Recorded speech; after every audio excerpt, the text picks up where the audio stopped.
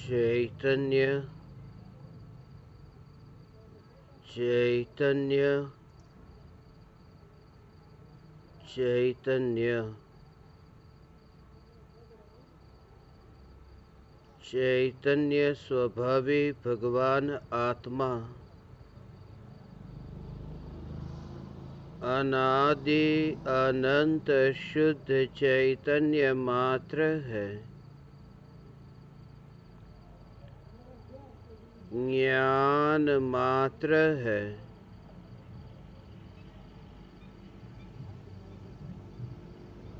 मैं शुद्ध चैतन्य मात्र, ज्ञान मात्र,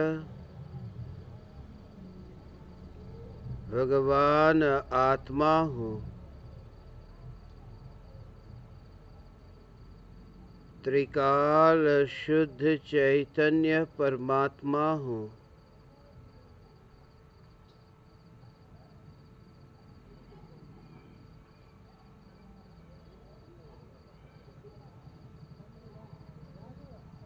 अगणित ज्ञेय,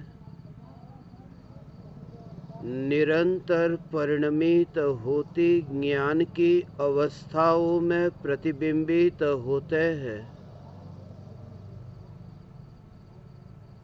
ऐसे निरंतर जानने रूप परिणमित होने वाली ज्ञान की अवस्थाओं में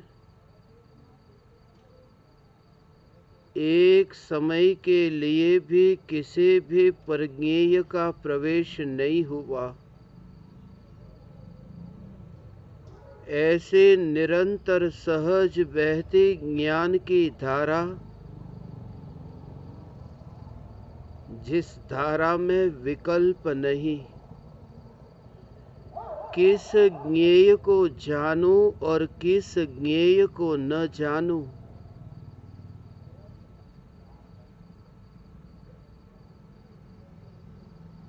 जिस ज्ञान की धारा में कोई विकल्प नहीं कि जानूं या न जानूं,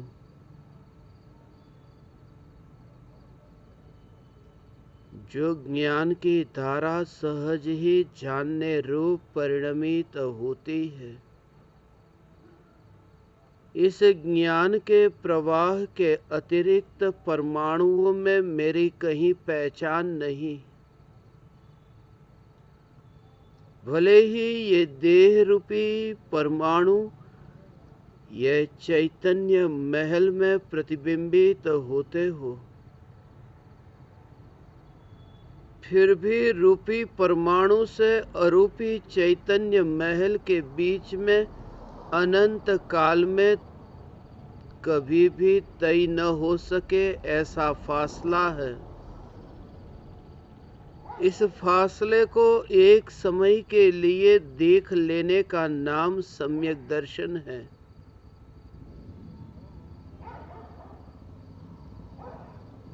देह के परमाणु ज्ञान के प्रवाह में कहीं भी नहीं है। जहाँ मेरा अस्तित्व है वहाँ जगत है नहीं, जगत का प्रतिबिंब है। और जगत ने चाहा भी नहीं कि हमारा प्रतिबिंब ज्ञान में पड़े, ज्ञान की अवस्था में हम प्रतिबिंबित हो। फिर भी ये निरंतर बहती ज्ञान की अवस्था सहज जानने रूप परिणमित होती है।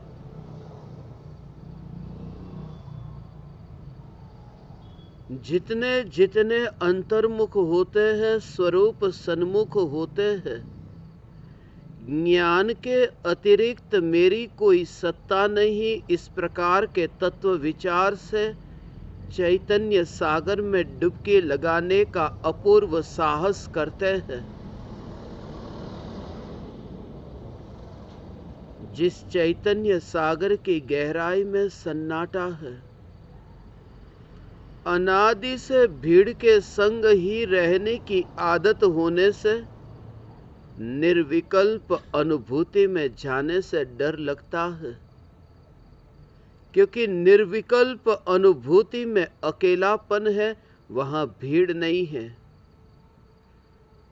जो अनादि काल का साथी वह भी वहां मर जाता है, अनादि काल का संगी भी वहां मर जाता है, विकल्प मर जाता है।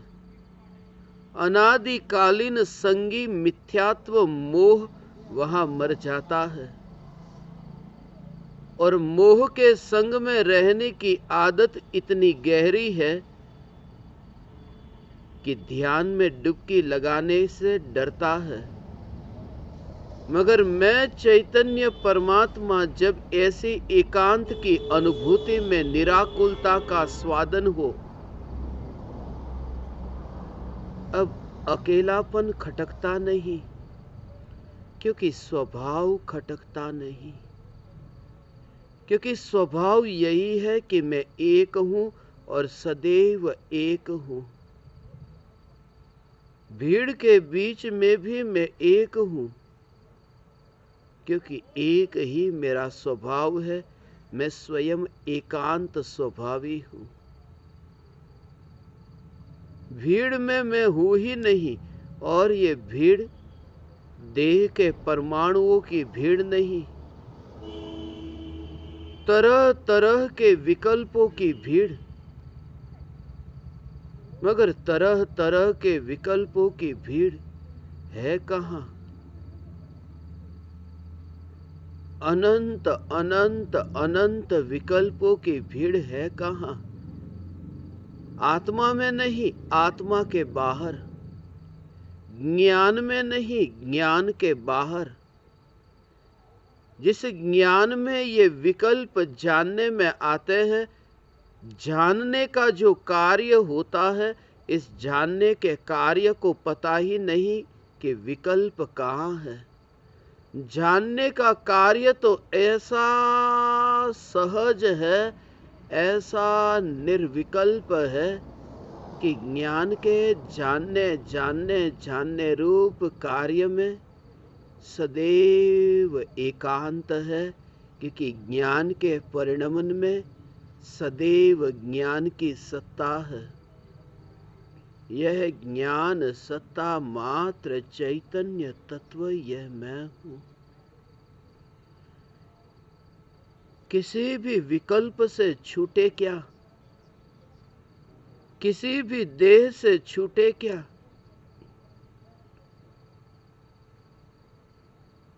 छूटने में तो पर पदार्थों का कर्तृत्व का बोझ है। छूटने के लिए तो स्वभाव का अस्वीकार है। छूटा जा ही नहीं सकता। कहीं ना कहीं रहे तो घर रहेगा, जंगल में जाए तो पेड़ रहेगा। छत के नीचे बैठता था, अब पेड़ के नीचे बैठता है। मगर संग न छूटा, कभी मकान का कभी पेड़ का। संयोग से छुटकारा हो ही नहीं सकता। संयोग से छुटकारा हो नहीं सकता। संयोग ज्ञान में प्रतिबिंबित हो, तब संयोग की कल्पना से छुटकारा हो सकता है। इस स्वीकार से कि अब ज्ञान की अनुभूति में अब विरोध नहीं लगता। अब भय नहीं लगता। अब अपने में वास करने में कोई साहस, कोई खतरा नहीं लगता।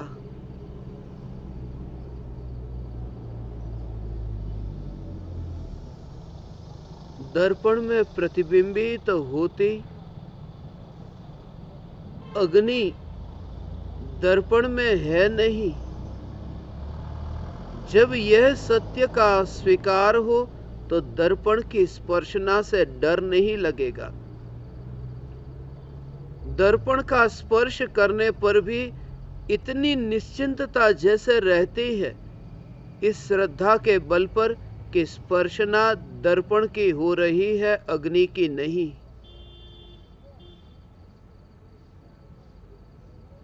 ज्ञान में कोई भी विकल्प प्रतिबिंबित हो, मगर विकल्प का अनुभव नहीं। ये स्पर्शना ज्ञान की हो रही है, और इस ज्ञान की स्पर्शना में विकल्प का घात हो जाता है। विकल्प का घात हो जाता है, और विकल्प मैं नहीं, इसलिए विकल्प के घात में मेरी मृत्यु नहीं। यदि माना कि मैं विकल्प रूप हूं, तो निर्विकल्प होने का नाम तो आत्महत्या है। विकल्प हूं मैं ऐसा माना तो निर्विकल्प होना, उसमें विकल्प की मृत्यु है, मेरी मृत्यु है। जानबूझ कर के मरना चाहा, निर्विकल्प होना चाहा। यदि विकल्प मेरा जीवन है, तो निर्विकल्प होना आत्महत्या है। मगर विकल्प मेरा जीवन नहीं, क्योंकि जहां स्पर्शना हो रही है, यह ज्ञान की ही स्पर्शना है। होगा कोई सामने किनारे पर विकल्प, यहां नहीं, इस किनारे पर नहीं, यहां नहीं। दूर से देखा गया, दूर से जाना गया, मगर ज्ञान में अनुभूति ज्ञान की हुई। परमाणु तो है ही नहीं, इसलिए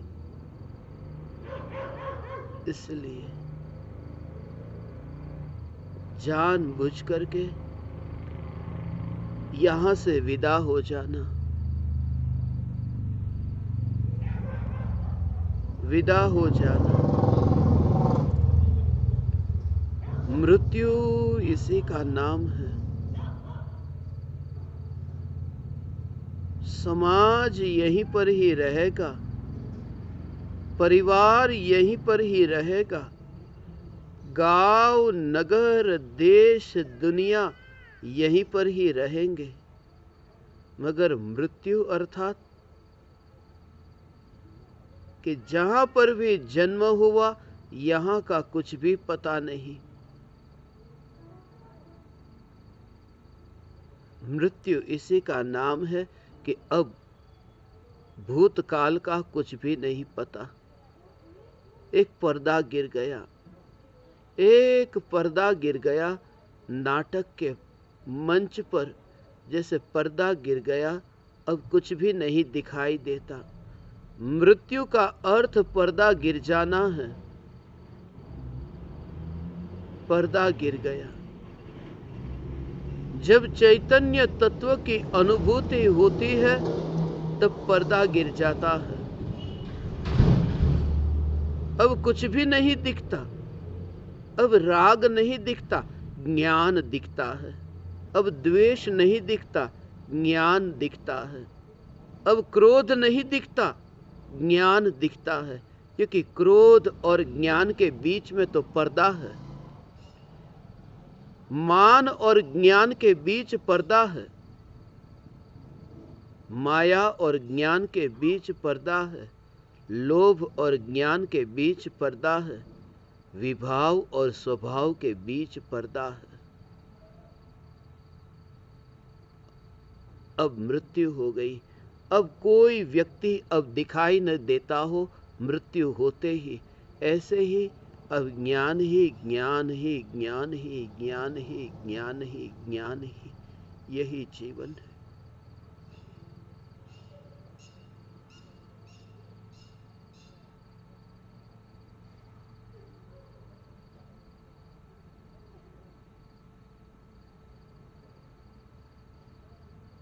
ज्ञान ही जीवन है, जानना ही जीवन है। भोजन जीवन नहीं है, पानी जीवन नहीं है, सांसें जीवन नहीं है, ये प्रकाश जीवन नहीं है। जानना जानना जानना, ये आत्मा में जो निरंतर हो रहा है, वह बिना जाने एक समय भी रहा नहीं। एक समय भी ऐसा न आया कि ये ज्योति बुझ गई हो। एक समय भी ऐसा नहीं आया कि इस जलती ज्योति से कोई वस्तु प्रकाशित न हुई हो। ज्योति कहीं पर भी रही, कोई न कोई तो प्रकाशित होता ही रहा। गुफा के भीतर भी ज्योति रही तो गुफा प्रकाशित होती रही। एक समय भी ऐसा न आया, मां के गर्भ में रहा मगर गर्भ में भी वह गर्भ प्रकाशित होता रहा। वह प्रति समय जन्म लेने के लिए अग्रसर होता हुआ मनुष्य का देह मां के गर्भ में चैतन्य ज्योति से प्रकाशित होता रहा। क्योंकि ज्योति का स्वभाव है, वह कहाँ रहती है ये महत्वपूर्ण नहीं, जहां रहती है वहां पदार्थ प्रकाशित होते हैं। मगर पदार्थ के प्रकाशित होने से पदार्थ प्रकाश वाले नहीं होते, सिर्फ प्रकाशित होते हैं। प्रकाश नहीं होते, प्रकाशित होते हैं। ज्योति से धुआं प्रकाशित होता है मगर धुआं ज्योति नहीं होता है। विकार का धुआं ज्ञान की ज्योति से प्रकाशित होता है। वह मैं नहीं, वह विकार का धुआं मैं नहीं। इसलिए क्रोध का विकल्प आया, आज मैंने क्रोध बहुत किया, आज मैंने अहंकार बहुत किया, नहीं। ज्योति ये कहे कि आज मैंने धुआं बहुत पैदा किया, तो नहीं। धुआं पैदा हुआ था और ज्योति से प्रकाशित हुआ। ये विकार पैदा हुआ और ज्ञान की ज्योति से प्रकाशित हुआ। ज्ञान की ज्योति ने विकार पैदा नहीं किया। मैं ज्ञान ज्योति हूं, और धुआं नहीं होता तो भी ज्योति होती। धुआं है इसलिए ज्योति है ऐसा नहीं, ज्योति अपने कारण है। विकारों के कारण मैं जिंदा नहीं हूं, मैं चैतन्य ज्योति से जीवंत हूं। इसलिए जानना जानना जानना, यह मेरा जीवन है। आहार, पानी, प्रकाश, हवा, यह मेरा जीवन नहीं। ये परमाणुओं का पिंड मेरा जीवन नहीं। मैं चैतन्य चैतन्य चैतन्य ज्योति मात्र, ज्योति मात्र, चैतन्य ज्योति मात्र। समय नहीं देखती, रात है या दिन है, ज्योति जल रही है। ज्योति को क्या लेना कि 4 बजे, 5 बजे, 6 बजे, कितने बजे, ज्योति सदैव जलती है। यह ज्ञान की ज्योति, ये सदैव जलती है।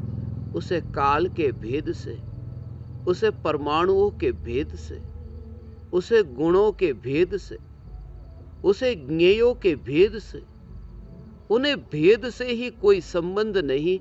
यह चैतन्य ज्योति एक है। एक का अनेक के साथ क्या संबंध? चैतन्य ज्योति एक है, एक है।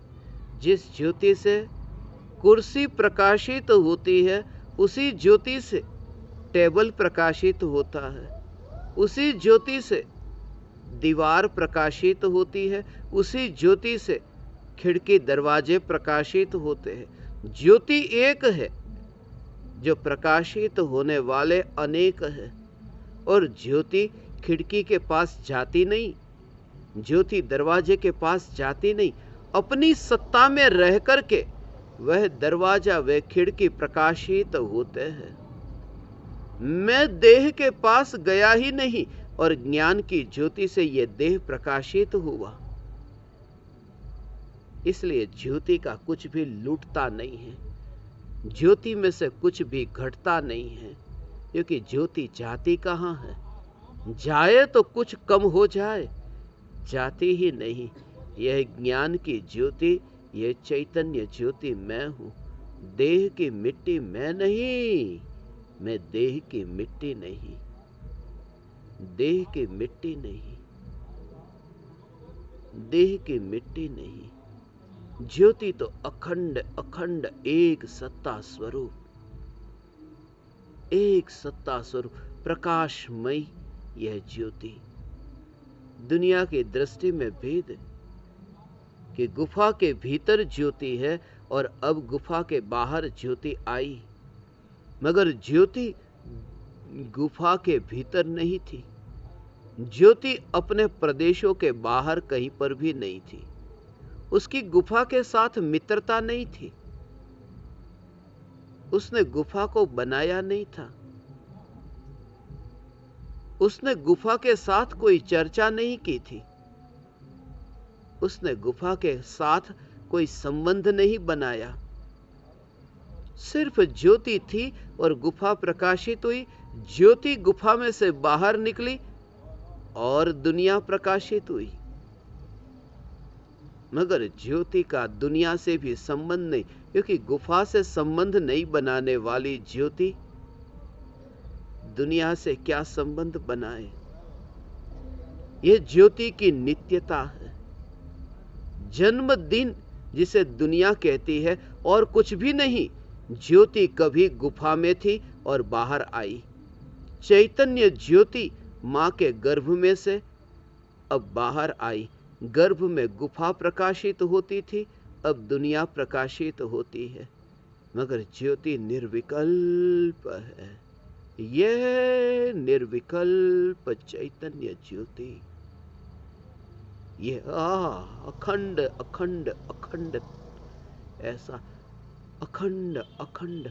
और जिस समय ज्योति गुफा में हो, उस समय जिसका ध्यान सिर्फ ज्योति पर ही हो और वह ज्योति दुनिया में बाहर आए, उस समय भी ध्यान ज्योति पर ही हो, तो उस व्यक्ति के लिए कुछ नया नहीं हुआ। नया तो उसके लिए हुआ जो देखता है कि गुफा प्रकाशित हो रही है, अब दुनिया प्रकाशित हुई, मगर भीतर थी तब भी जिसने ज्योति को ही देखा और बाहर आई तब भी ज्योति को ही देखा, उसके लिए नयापन कुछ नहीं। ज्योति ज्योति ज्योति ही है। ज्ञानी अर्थात चैतन्य ज्योति के अतिरिक्त अब और कुछ भी नहीं दिखाई देता। यह ध्रुवता, यह अखंडितता, यह नित्यता, यह एक रूपता, यहां अब अंश नहीं, यहां खंड नहीं, यहां भेद नहीं, यहां किसी प्रकार का पक्ष नहीं, यहां तो पक्षातिक्रांत चैतन्य चैतन्य चैतन्य ज्योति है। चैतन्य चैतन्य चैतन्य ज्योति है, जिसका स्वभाव बदल नहीं सकता। दिए को कितना भी नीचे रखो, दिए को कितना भी उल्टा कर दो, मगर ज्योति को उल्टा कर ही नहीं सकता। ज्योति ऊपर की ओर ही जाती है। ज्योति का स्वभाव ऐसा, ज्योति को नीचे की ओर लेकर जा ही नहीं सकते। यह ज्योति का नित्य स्वभाव, यह ज्ञान ज्योति सदैव ऊर्ध्वगामिनी आगे बढ़ती है।